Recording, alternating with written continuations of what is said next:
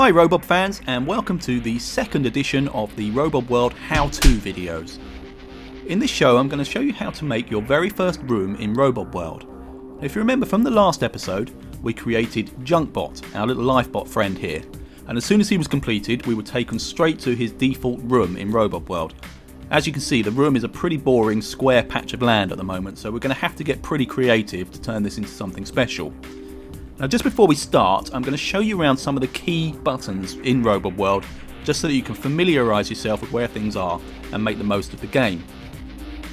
Now if we look down at the bottom of the screen, we have a row of options and buttons. Now I'm just going to concentrate on two of them for this video, which are important when building and designing your rooms. The first of which is the shop button, and the second is the My Stuff button. Everything you purchase in the shop will end up in your My Stuff account.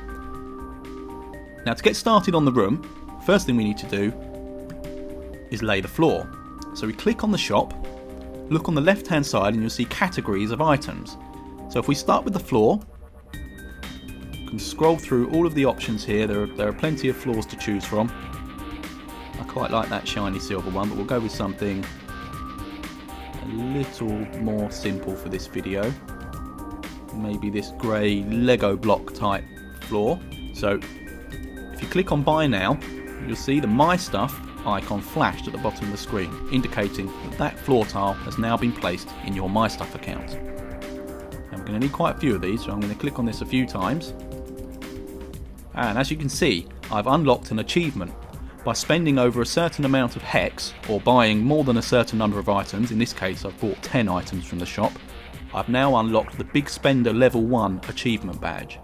And that will have added extra hex to my account, and that badge will be locked in the achievements account, so you can display that to your friends. Just say OK to that to get it off the screen. Now if we go to the My Stuff account, once again flick down to floors, you'll be able to see I've bought 7 of those floor tiles. By clicking on the icon, a larger image of the item will appear in the preview window with a small description of what you have. Now you have two options of how to place this in your room.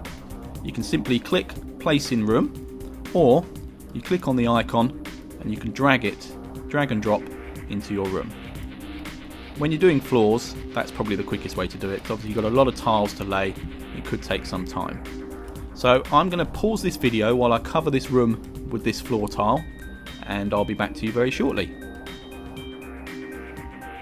Okay, so as if by magic, our room has a nice new floor covering the entire area. Now you'll notice I've left a blue area here, a square in the corner with a blue carpet. This really is so that you can separate your room into different areas. So this blue section could be a cosy living area. You could use a different floor surface to make a kitchen area or a bathroom area, or even a torture chamber, whatever you like. But a good way to split your room into different sections is by using different floor surfaces. So now we're going to get on with building the walls. Now the first thing you should do when laying the walls in your room is take a note of where your starting position is in the room for your lifebot. As you can see, JunkBot is standing on this tile here, which indicates that the door for the room should be somewhere behind him here. So just as a tip, I would always place the door first and then build the walls around that. So if we go down to the shop and we scroll down the left hand column again to teleporters, this is where you'll find all the different door designs. By clicking an icon you'll get an enlarged view of that particular door. Now teleporters do perform a much more advanced function, but I'll do a separate video for that later on. But for now we're just going to pick a door that looks good in our room. I actually quite like this sporty blue and red striped door. It's 100 hex, so it is quite expensive, but we'll obviously only need one of these for this room. So if I buy that now, you'll see the My Stuff icon flash at the bottom of the screen, indicating I've now placed that into my My Stuff account. So I need to go to teleporters, and there you will see my door.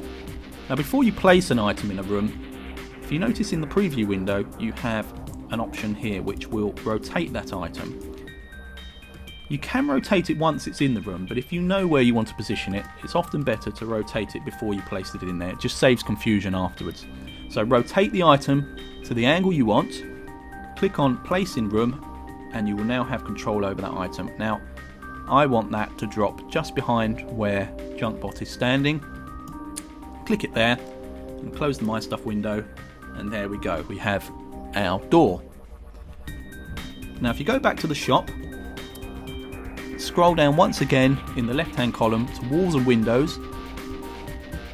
You'll see there are plenty of options available, and in actual fact there is an option there to match your walls to the door that we just purchased. Now, these wall items are 1 tile wide, so as with the floor, you do need quite a lot of them to build your room. The reason for that is to allow for more creativity. Rather than just having one wall design that covers the whole side of a room, you can mix and match. So you could have 3 tiles wide of this blue striped wall, then maybe break it up with a plain brick wall, or even a metal pyramid wall, whatever you like, but it just allows for you to be a lot more creative when designing your room.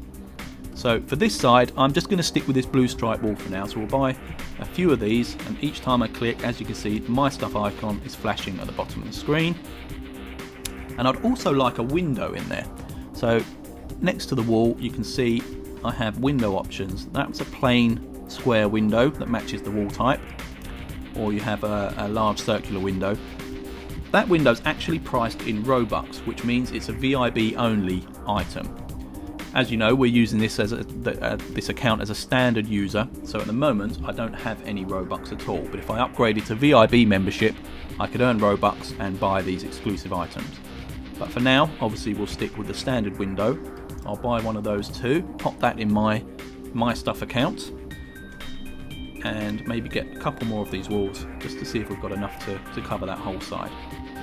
Now if we click on My Stuff, scroll down to walls and windows, you can see I've bought 10 of the wall pieces, and in actual fact I have 2 of those windows, so I must have accidentally clicked it twice, but not to worry, we can put one on the other side of the wall. Now, as with the door, we can select the item and rotate it to the direction that we want it to be facing. Now if you look at your room, the door has the shadow facing to the right of the screen. So when we place our wall in on this side of the room, we want the shadow facing the same way.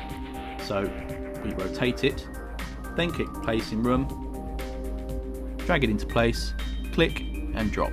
We'll move the My Stuff window out of the way so you can see it matches up with the door. Now if we do the same with the window, we'll put a window there, I think. That's already facing the right way, so click place in room, drag it to where we want it, click and drop. And we can fill in that last gap with this final wall piece, rotate it to the way we want it, place in room, drag and drop. You can see it's already starting to look pretty good. I'm going to pause it there just while I finish placing these walls in, and we'll come back to you when it's going to get really interesting and we'll start placing furniture and other exciting items into the room. Right, so as you can see, I've now placed walls all along 2 sides of the room. You can put the walls wherever you like, but I tend to keep the front sides clear so that you get a better view into the room and don't obscure the view of anything.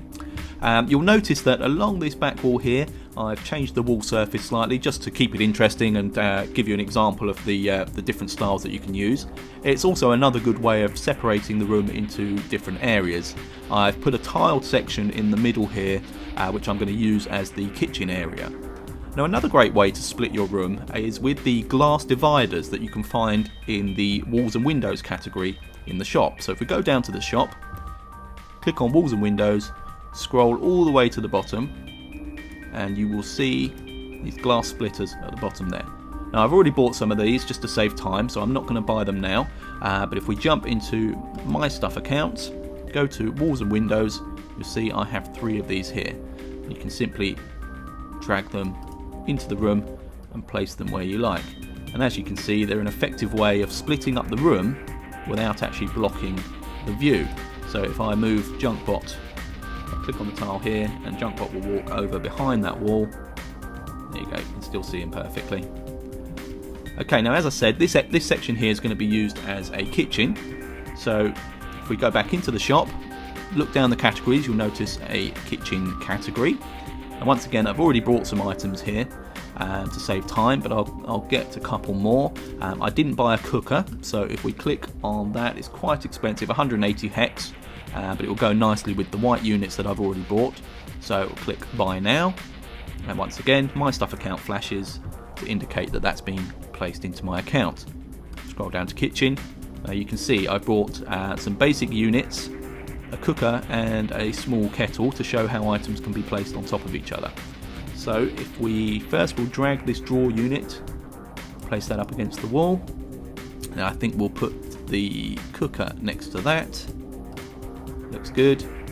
And I have a sink as well. If you notice, you can actually place items on top of each other, but obviously in this case that wouldn't make an awful lot of sense. But we'll put the sink right there, I think. It looks good. Now if we take this small kettle, once again you can drag or click place in room. Just going to drag it for now, and as I demonstrated a moment ago, you can place items on top of each other. So I'm going to plonk that kettle on the kitchen surface right there, and we have a basic kitchen. Now Junkbot's looking a little bit tired, so I think he may need to have somewhere to sit. So if we go back into the shop, look down the categories and find furniture, this is where you'll be greeted with bookshelves, tables, chairs and other bits and pieces.